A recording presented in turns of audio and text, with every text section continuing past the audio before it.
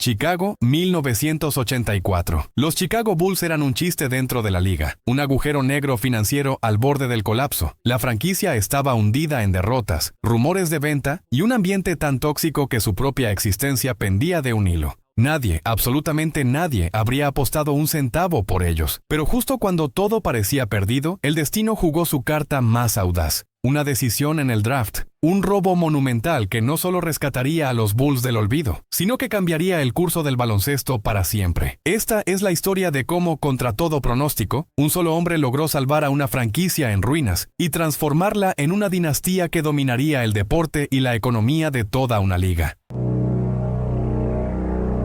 Primavera de 1984. Los Chicago Bulls no eran simplemente un equipo perdedor, eran una franquicia moribunda. Su récord de 27 victorias y 55 derrotas los colocaba entre los peores de la NBA. Pero los números eran apenas la punta del iceberg. En los pasillos del vestuario, las historias de abuso de drogas y alcohol circulaban como secretos a voces, minando la disciplina y destruyendo la moral del grupo. El Chicago Stadium, otrora vibrante, se había convertido en un desierto de asientos vacíos y ecos de lo que alguna vez fue pasión. Económicamente, la organización tambaleaba al borde del abismo, sin dirección, sin identidad y con rumores cada vez más fuertes sobre una posible venta o incluso la desaparición total de la franquicia. Lo que necesitaban no era solo un jugador, necesitaban un salvador. We did not have a very good team. We had a couple of years where we played, we're playing pretty good and then we'd sort of fallen off and we weren't very good, so we needed help. Por fortuna o por capricho del destino, los Bulls tenían una carta más por jugar, el draft de la NBA de ese año. El equipo estaba posicionado entre los primeros en elegir, y aunque eso no garantizaba nada, era al menos una chispa de esperanza en medio de una oscuridad asfixiante. El gerente general, Rod Thorne, ya había empezado a prestar atención a un joven que venía generando susurros en los círculos universitarios. Un tal Mike Jordan, de la Universidad de Carolina del Norte. No era el más alto, ni el más fuerte, pero había algo diferente en él, algo especial. But the reality is, we were hopeful that he would be a very good player. Yes. When we drafted him. He played at the University of North Carolina, was an All-American. Was obviously a very good player. El orden de selección del draft había sido decidido casi un año antes, en mayo de 1983, con un simple lanzamiento de moneda entre los dos peores equipos, Houston Rockets y Portland Trail Blazers. El azar favoreció a los Rockets.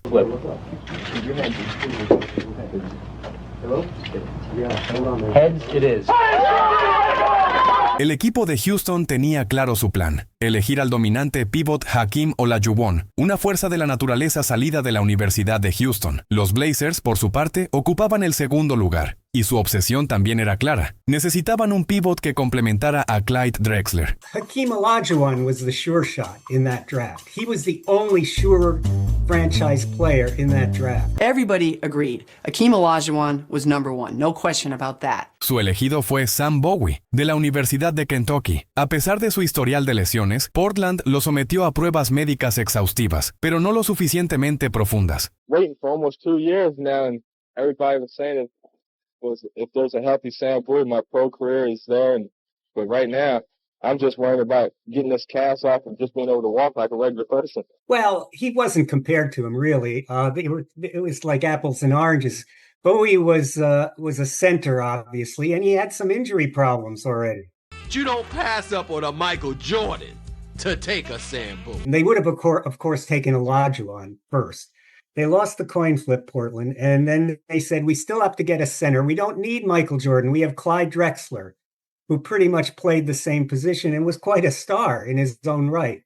So they were trying, as coach and general manager of the Blazers used to say, we were trying to paint a Picasso here. We were trying to finish a Picasso. So they thought the one position that they desperately needed was a top center. If you've got Drexler, and if there are questions about Jordan, you're going to look at Sam Bowie.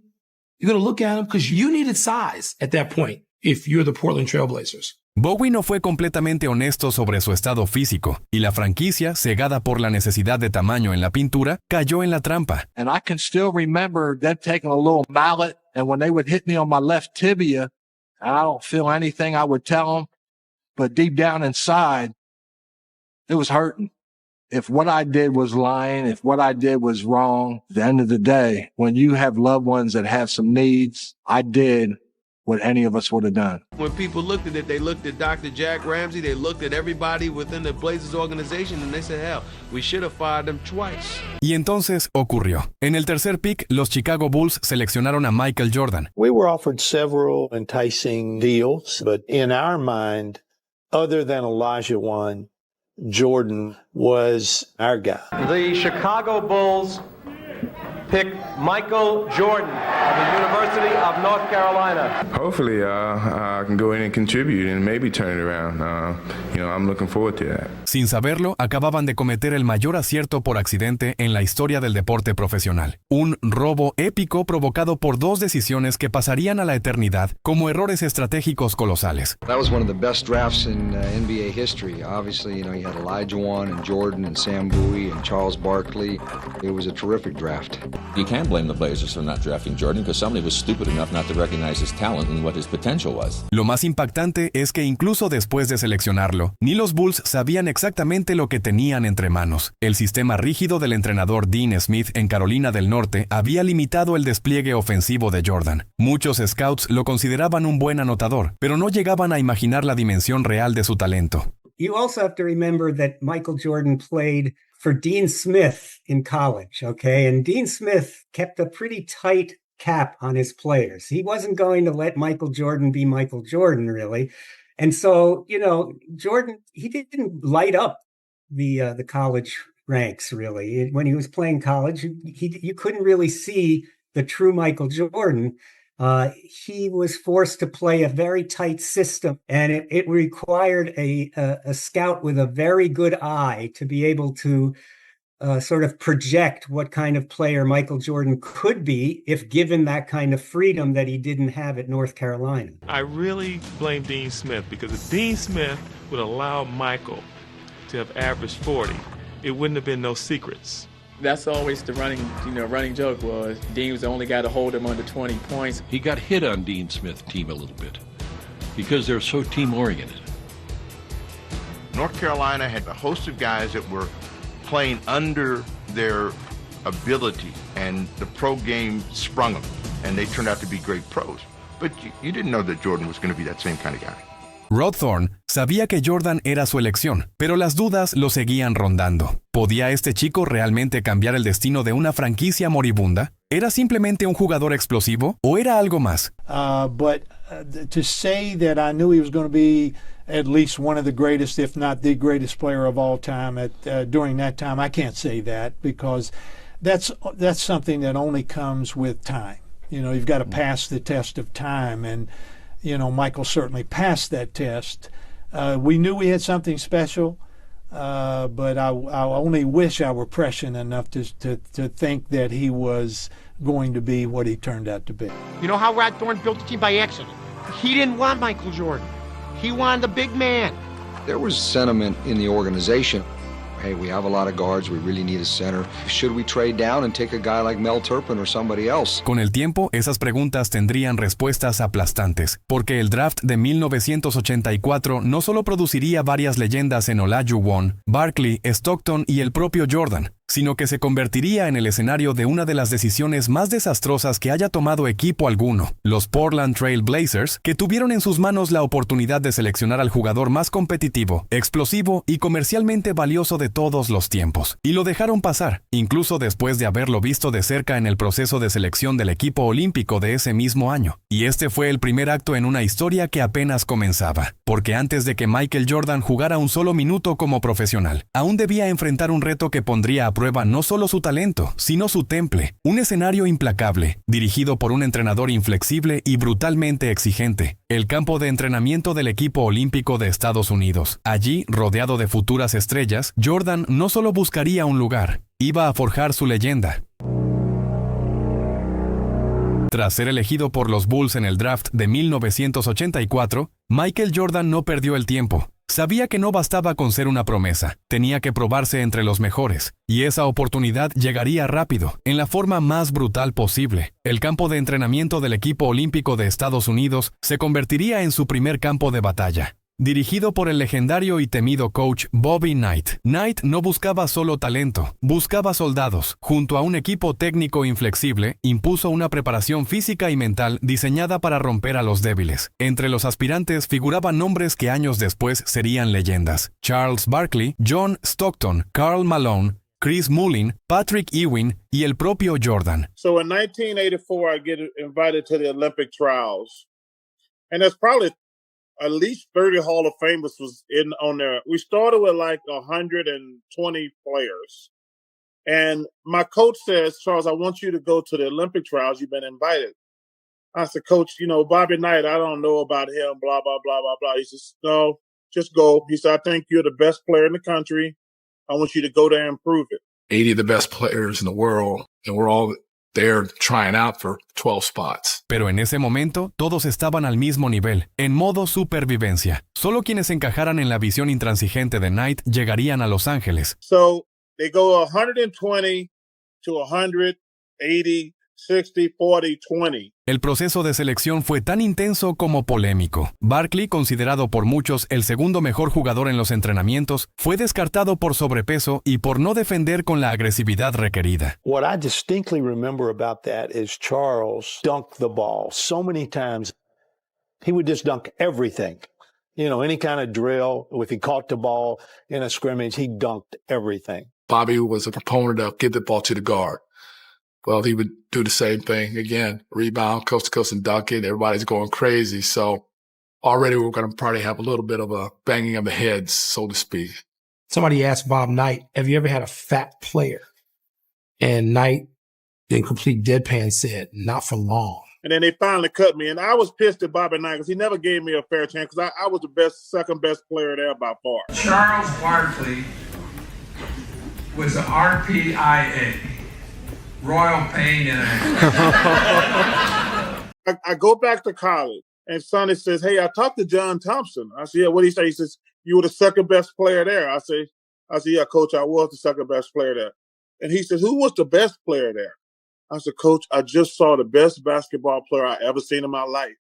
His name is Michael Jordan. He's from North Carolina. Stockton y Malone también fueron cortados, sorprendiendo a más de uno. Jordan, por su parte, no solo sobrevivió, dominó. Su energía, su ética y su explosividad lo posicionaron como el mejor del grupo. El coach Knight tenía un objetivo claro y despiadado. Una vez que los Juegos Olímpicos comenzaran en Los Ángeles, el equipo estadounidense no solo debía ganar la medalla de oro, sino que debía dominar. Quería que ganaran cada partido por al menos 30 puntos de margen de diferencia. Pero antes de embarcarse en su misión de dominación olímpica, Mike Jordan tendría que superar un obstáculo inesperado, una prueba de fuego contra las estrellas consagradas de la NBA. Antes de los Juegos Olímpicos de Los Ángeles 1984, el equipo olímpico de Estados Unidos tenía una misión clara: foguearse al máximo nivel. Para eso se organizó una exigente gira de partidos de exhibición contra distintos combinados, pero aquel equipo no era uno cualquiera. Estaba dirigido por Bobby Knight, un entrenador implacable, obsesionado con la disciplina y la excelencia.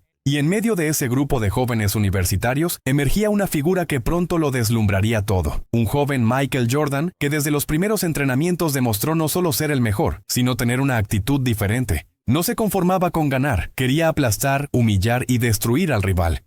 He's the best athlete, he's one of the best competitors, he's one of the most skilled players, and that to me makes him the best basketball player that I've ever seen play. Durante esa gira, el equipo olímpico fue una aplanadora. Ganaron partido tras partido con una intensidad que sorprendió incluso a los más escépticos. Fue entonces cuando Larry Fleischer, el agente encargado de organizar los Juegos, subió la apuesta. Decidió poner a prueba a los universitarios enfrentándolos nada menos que contra un combinado de superestrellas de la NBA. No cualquier grupo, sino la élite absoluta. Larry Bird, Magic Johnson, Kevin McHale, Isaiah Thomas y otros nombres pesados de la liga. Lo que para muchos era un simple experimento, para Jordan era una oportunidad única. Era su momento para medirse cara a cara con las leyendas, y estaba más que listo para enfrentarlo. El primer partido se celebró el 9 de julio de 1984 en el abarrotado Hoosier Dome, un coliseo lleno hasta el tope de fanáticos ansiosos por ver el espectáculo. Pero antes de que comenzara el juego, ocurrió un detalle casi invisible para el público, pero inolvidable para Michael. Durante el calentamiento, Jordan intentó saludar a Larry Bird, y Bird simplemente lo ignoró. No hubo gesto ni palabra, solo indiferencia. The '84 Olympic team was playing an exhibition game against a bunch of pros, including Larry Bird, and they were in the warm-ups. And a ball bounced down from the college end of the court to the pro end. And Michael Jordan went down to chase it. The ball happened to be picked up by Larry Bird. And Michael went up a few feet away from Larry Bird and held out his hands. And Bird took the ball and fired it back down the court over Jordan's head, as if to say, you're not only not getting this ball, I don't give a damn who you are. Larry Bird knows exactly who this guy is and what's going to happen in the next few years. And he wants to get every edge he can get right now. Para cualquier otro habría sido insignificante. Para Jordan fue dinamita pura. Acababa de recibir el combustible perfecto para entrar en su modo más peligroso. But I love playing with those guys because you know they're going to be very competitive. They got hearts just like you. They want the ball when the time is running out. And they're one of the greatest players in the league. And sometimes it's great to play against players like that. And a lot of people compare us. And a lot of people put one above the other, which I don't think is fair to either one of us. But it's fun. I love being around them. Desde el salto inicial, Michael fue un huracán, imparable en transición, letal desde la media distancia y agresivo en defensa. Back. Michael Jordan with that incredible first step. Michael Jordan on Reed! What a play! Really handling pressure pretty well. There's Michael Jordan's shot. Now they got Alfred in there. Alfred back in there. Con apenas 21 años y sin haber jugado un solo minuto en la NBA, destrozó a las estrellas consagradas del baloncesto profesional. They want to stop that pass to the midline, like Aguirre is standing around the midline. If they get that... Terminó el partido con 17 puntos, pero más allá de los números, lo que impactó fue la forma en que dominó. Su intensidad, su mirada y su insaciable hambre competitiva. El equipo olímpico venció a los profesionales, y todos entendieron que ese chico no era promesa, era realidad. El segundo partido se jugó días después en Milwaukee, y si alguien pensó que lo de Jordan había sido casualidad, se equivocó. Nuevamente mostró su arsenal ofensivo sin piedad. The hands of Fleming. Here's a break. Jordan back is Magic Johnson, and there you saw Michael Jordan's tremendous. You can see the NBA now playing with Walter Davis on Jordan. Went to a little box and one, and Jordan still was able to go ahead and get the shot off. For both of them, of course, Olajuwon not be in the Olympics for any team. Michael Jordan hits from the corner. Leon Wood on a turnover, beating Jordan for two more.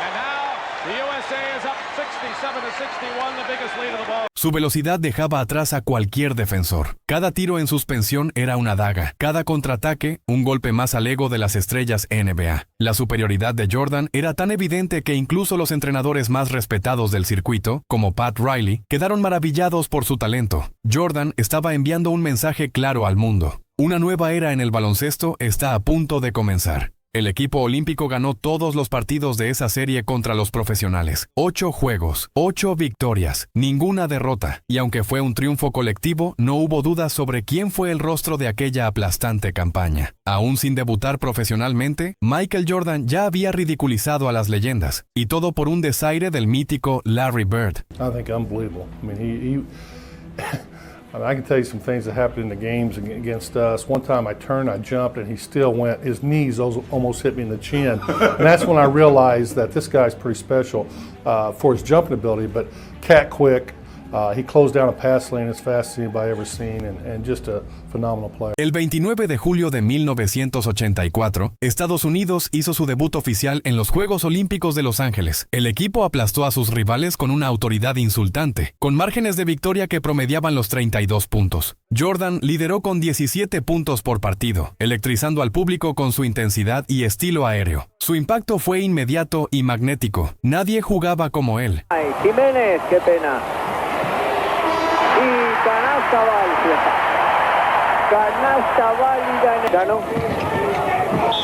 Ahí se metió Michael Jordan y Wood. Jordan. That's a high percentage shot. Yeah. United States up in Edmonton. Jordan dunks off the jump ball. Ewing, watched by Wilcher. Jordan hangs. hands in midair. What a key. Tipped out, and Robertson runs a 3-on-1 for the USA. Look out, Michael Jordan. Sin embargo, incluso el equipo de ensueño tuvo un momento de turbulencia. En el partido contra Alemania Occidental, desperdiciaron una ventaja de 22 puntos, algo que desató la furia de Knight. En un ataque de cólera, el entrenador reprendió públicamente a Jordan por lo que consideró una actuación deficiente. Fue un llamado de atención, y Jordan no lo olvidaría. He wants best for his players, and really that's somewhat similar to Coach Smith, except for the language. But I can get up with that. En la final ante España, Jordan respondió con contundencia. Anotó 20 puntos en solo 28 minutos, liderando al equipo hacia una victoria aplastante de 96-65. Durante el entretiempo, con el oro casi asegurado, Knight se negó a bajar la intensidad, por lo que trató de buscar cualquier excusa, desde el más mínimo error hasta una distracción, para mantener la competitividad y la intensidad de sus jugadores, incluso cuando el oro ya parecía asegurado. And I'm walking off the floor at the Forum in Los Angeles, and I look up the scoreboard, and this is halftime, 28. At halftime, and I'm with one of the great people in athletics, C.M. Newton, who was with me through the Olympics, and I turned to him and I said, what the hell am I going to say? And I'm a great believer in, let's say something that's going to get us going in the second half. Let's just don't go in and say, God, we played great. What a great half this was. Let's relax and go play the second half. I always want to think of something that I can say that kind of gets their attention, and they know we've got another half to play. We've played basketball as well as the game can be played. Michael Jordan has played 12 minutes. Out of the 20, he has 11 rebounds, 9 assists, and 19 points in 12 minutes. I still haven't thought of what I can say, and the first guy I see is Jordan. I think to myself, if I can say something to Jordan, everybody else is going to pay a little bit of attention. They're going to say, geez, if he's on Jordan, what's he think about the way I've played? And he grabbed a stat sheet as he walked across. He said, Jordan. You saw Jordan's name. Jordan played 12 minutes in the first half.